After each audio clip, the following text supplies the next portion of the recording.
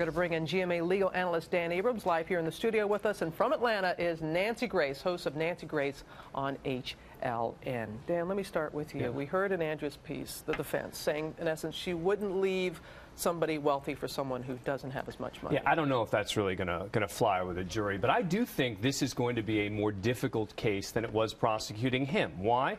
Because you had direct evidence of the gun being linked back to him. You had direct evidence of a new key being made linked back to him. You had evidence of notes he had taken, of license plates, etc., linked back to him. Doesn't mean they don't have a case against her, but I do think they're going to have a harder time with their case against her. Remember, this is also a case that is, 18 years old than they are the case against him. And Nancy, what do you make of this case?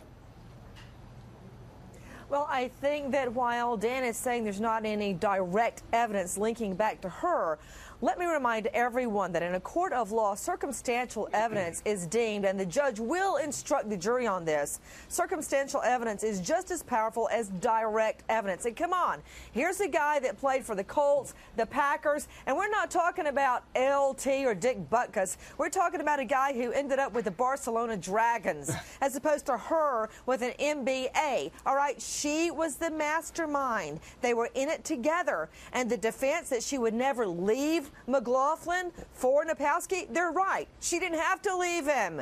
She killed him. Well, all the evidence against him was pretty much circumstantial as well.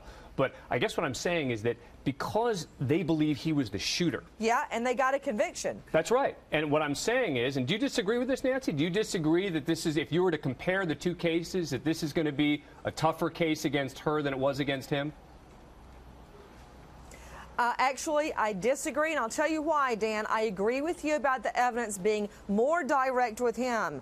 But as far as motive, which the state doesn't have to prove, come on, Dan, she's looking at $1 million life insurance policy, $150,000.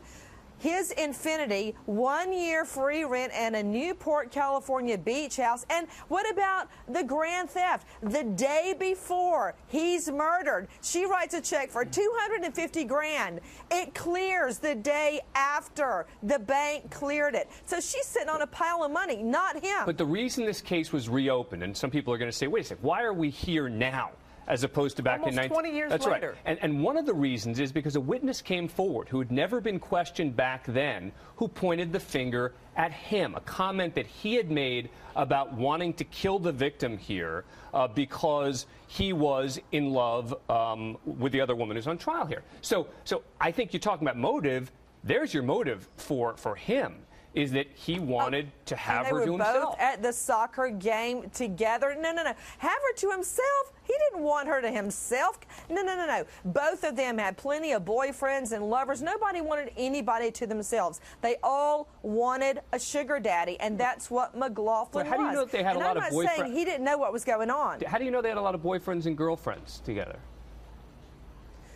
Because that's there in the evidence. She has been married 3 times, right. Children from every marriage. He's been married. They both have boyfriends and girlfriends. I mean, that's not a crime. That's not a felony. That's neither here nor there. But the fact that this is all about jealousy, no, this is not all about jealousy. This is all about money. And she's the one set to get all the money. Excuse me, Nancy. Do you both expect to see her take the stand? I don't.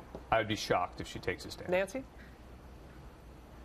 I agree with Dan. I think it would be much more damaging for her to take the stand. I think she's better off letting the jury think that she's guilty rather than take the stand and confirm their suspicions. But they're going to point the finger at him, meaning her defense is going to be pointing the finger at, it was more likely he did it.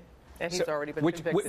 Which is what he tried against her, and it didn't work. All right, Nancy. Dan, this is what co-defendants always do at trial. They point at each other. Yeah. Hey, Nancy, thank you very much, as always. Dan, as well.